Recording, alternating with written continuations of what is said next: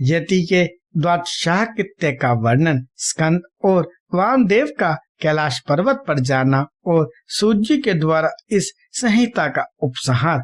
स्कंद जी कहते हैं, वामदेव 12वें दिन प्रातः काल उठकर श्राद्ध करता पुरुष स्नान और नित्य कर्म करके शिव भक्तों को, यतियों अथवा शिव के प्रति प्रेम रखने वाले ब्राह्मणों को निमंत्रित करे।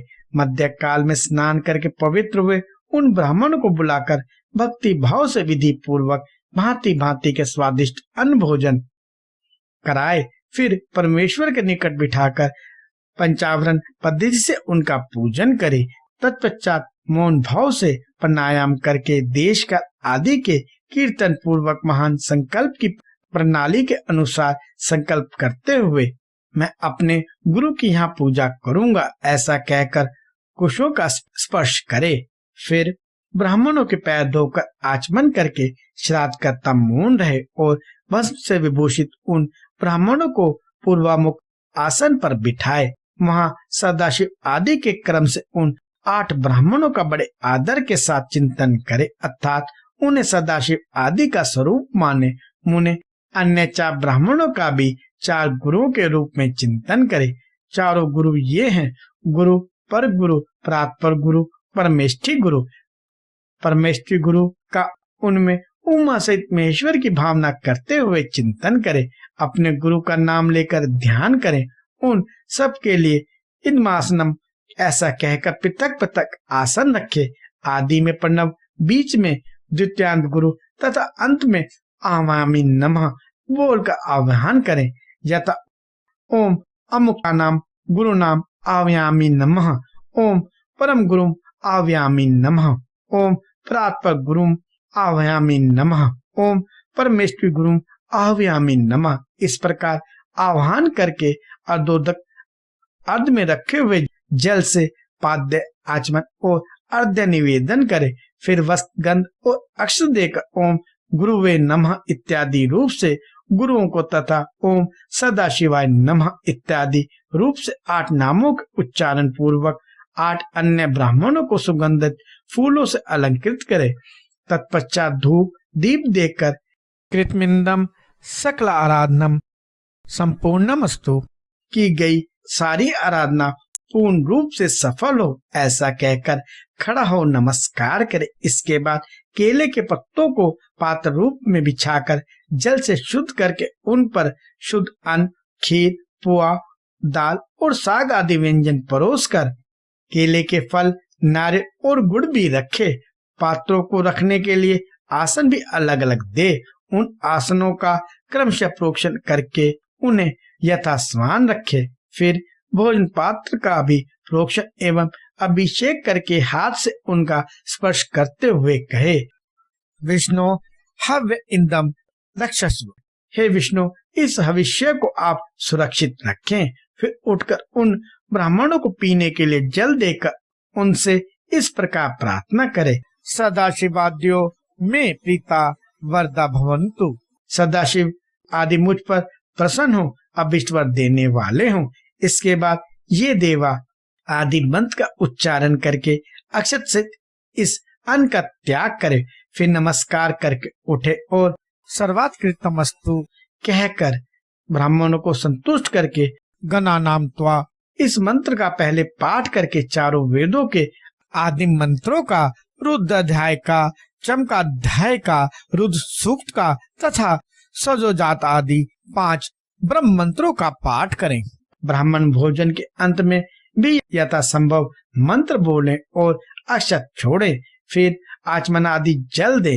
हाथ, पैर और मुंह धोने के लिए भी जल अर्पित करें। आचमन के पश्चात सब ब्राह्मणों को सुख पूर्वक आसनों पर बिठाकर शुद्ध जल देने के अनंतर मुख शुद्धि के लिए यथोचित कपूर आदि से युक्त तांबूल अर्पित करे। फिर दक्षिणा, चरण पादुका, आसन, छाता, व्यंजन, चौकी और बांस की छड़ी देकर परिक्रमा और नमस्कार के द्वारा उन ब्राह्मणों को संतुष्ट करें तथा उनसे आशीर्वाद ले पुनः प्रणाम करके गुरु के प्रति अविचल भक्ति के लिए प्रार्थना करें। तत्पश्चात विसर्जन की भावना से कहे, सदाशिवाद्य प्रीता यथा सुखम गच्छन्तु। सदाशिव आदि संतुष्ट हो सुखपूर्वक यहाँ से पधारें। इस प्रकार विदा करके दरवाजे तक उनके पीछे पीछे जाए, फिर उनके रोकने पर आगे ना जाकर लौट आए। लौटकर द्वार पर बैठे हुए ब्राह्मणों, बंधुजनों, दीनों और अनाथों के साथ स्वयं भी भोजन करके सुखपूर्वक रहे। ऐसा करने से उसमें कहीं भी विकृति नहीं हो सकती। यह सब सत्य है और बारंबार सत्य है। इस प्रकार प्रतिवर्ष गुरु की उत्तम आराधना करने वाला शिष्य इस लोक में महान भोगों का उपभोग करके अंत में शिव लोक को प्राप्त कर लेता है। मुने, यह साक्षात भगवान शिव का कहा हुआ उत्तम रहस्य है, जो वेदांत के सिद्धांत से निश्चित किया गया है। तुमने मुझसे जो कुछ सुना है उसे विद्वान पुरुष तुम्हारे ही मत कहेंगे। अतः यदि इसी मार्ग से चलकर मैं शिव इस रूप में आत्मस्वरूप शिव की भावना करता हुआ शिव रूप हो जाता है। सूत जी कहते हैं, इस प्रकार मुनीश्वर वामदेव को उपदेश देकर दिव्य ज्ञानदाता गुरु देवेश्वर कार्तिकेय पिता माता के सब देव वंदित चरणाविंदों का चिंतन करते हुए अनेक शिखरों से आवृत शोभाशाली एवं परम आश्चर्यमय कैलाश शिखर को चले गए। श्रेष्ठ शिष्य सहित वामदेव भी मयूरवाहन कार्तिक को प्रणाम करके शीघ्र ही परम अद्भुत कैलाश शिखर पर जा पहुंचे और महादेव जी के निकट जा उन्होंने उमा सहित महेश्वर के मायानाशक मोक्षदायक चरणों का दर्शन किया। फिर भक्ति भाव से अपना सारा अंग भगवान शिव को समर्पित करके वे शरीर की सुध भुलाकर उनके निकट दंड की भांति पड़ गए और बारंबार उठ उठकर नमस्कार करने लगे। तत्पश्चात उन्होंने भांति भांति के स्रोतों द्वारा जो वेदों और आगमनों के रस से पूर्ण थे, जगदम्बा और पुत्र सहित परमेश्वर शिव का स्तवन किया।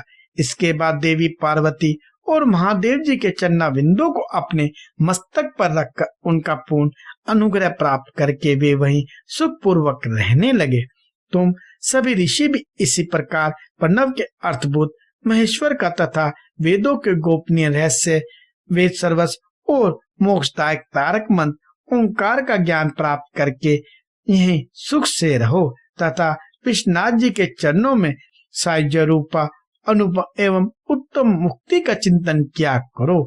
अब मैं गुरुदेव की सेवा के लिए बद्रिका आश्रम तीर्थ को जाऊंगा। तुम्हें फिर मेरे साथ संभाषण का एवं सत्संग का अवसर प्राप्त हो। कैलाश संहिता संपूर्ण।